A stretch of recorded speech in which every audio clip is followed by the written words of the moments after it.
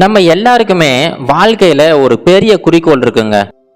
ஒரு சிலருக்கு பைக் வாங்கணும், ஒரு சிலருக்கு கார் வாங்கணும், ஒரு சிலருக்கு நல்ல வேலைக்கு போகணும், இல்லை பெரிய வீடு வாங்கணும். அந்த மாதிரி ஒவ்வொருத்தருக்குமே வாழ்க்கையில ஏதாவது ஒரு குறிக்கோள் இருந்துகிட்டே தான் இருக்கும்.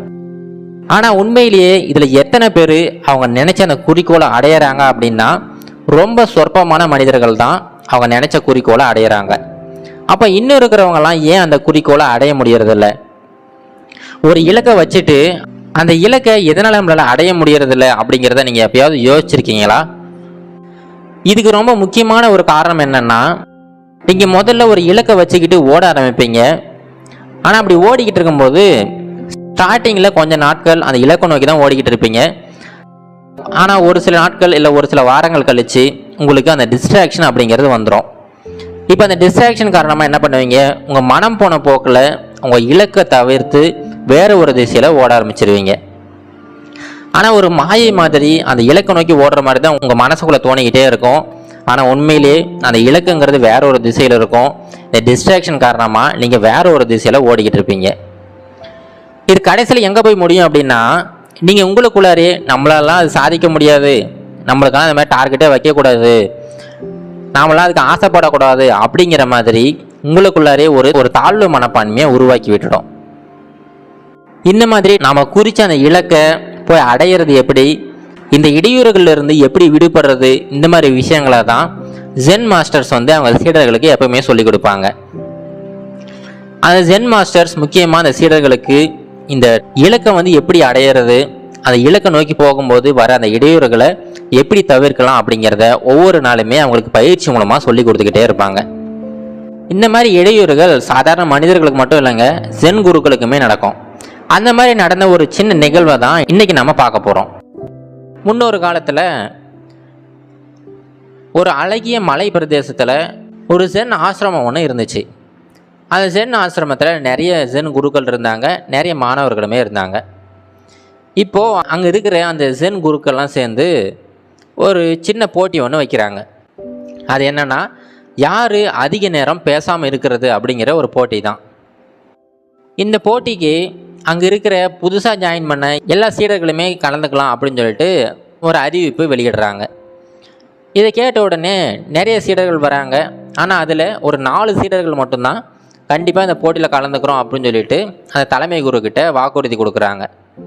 இப்போ அந்த தலைமை குரு சொன்ன நிபந்தனை என்னன்னா, இன்னும் 15 நாட்களுக்கு நீங்கள் ஒரு வார்த்தை கூட பேசக்கூடாது, ரொம்ப அமைதியாக இருக்கணும், நீங்கள் மற்ற வேலைகள்லாம் செய்யலாம், ஆனால் வாயிலிருந்து ஒரு வார்த்தை கூட வரக்கூடாது. இதை மட்டும் நீங்கள் வெற்றிகரமாக முடிச்சிட்டிங்கன்னா உங்கள் வாழ்க்கையில் ரொம்ப பெரிய ஒரு விஷயத்தை நீங்கள் கற்றுக்குவீங்க அப்படின்னு சொல்லிட்டு அந்த தலைமை குரு இவங்க எல்லாருக்குமே அறிவுரை சொல்கிறாரு. இதை கேட்ட உடனே இந்த 4 சீடர்களுமே கண்டிப்பாக ஐயா நீங்கள் சொன்னபடியே நாங்கள் இந்த போட்டியை வெற்றிகரமாக முடிப்போம் அப்படின்னு சொல்லிட்டு இவங்களுடைய வாக்குறுதியுமே கொடுக்குறாங்க. இப்போ போட்டிக்கான அந்த நாளுமே வருது. காலையில் 6 மணிக்கு எல்லாரும் முன்னிலையிலுமே இந்த போட்டியை ஆரம்பித்து விடுறாரு.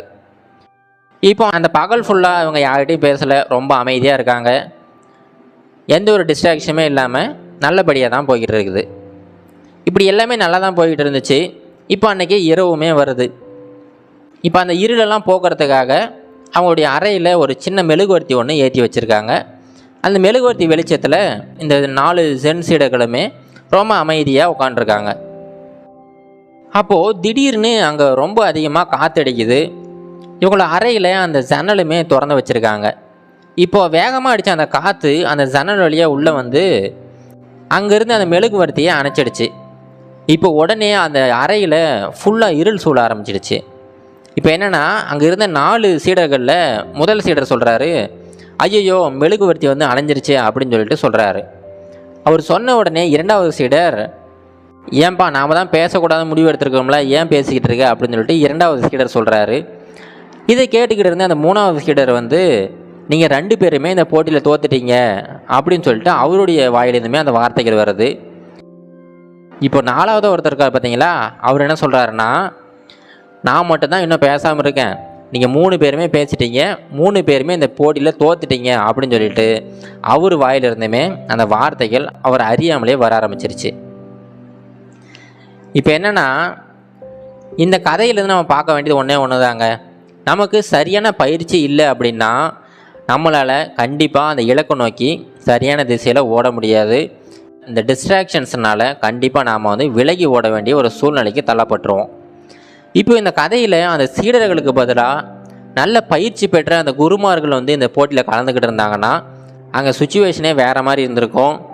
அங்கே அந்த மெழுகுவர்த்தி மட்டும் இல்லைங்க, அங்கே பெரிய புயலே வந்திருந்தாலும் சரி, வேறு ஏதாவது ஒரு பெரிய இயற்கை சீற்றமே அங்கே வந்திருந்தா கூட அந்த 4 குருமார்களுமே கண்டிப்பாக பேசியிருக்க மாட்டாங்க.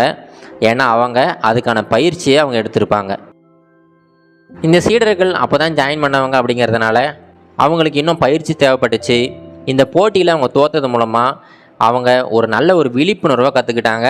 நாம் இன்னும் அதிகமான பயிற்சி செய்யணும் அப்படிங்கிற விஷயத்தையுமே அவங்க கற்றுக்கிட்டாங்க.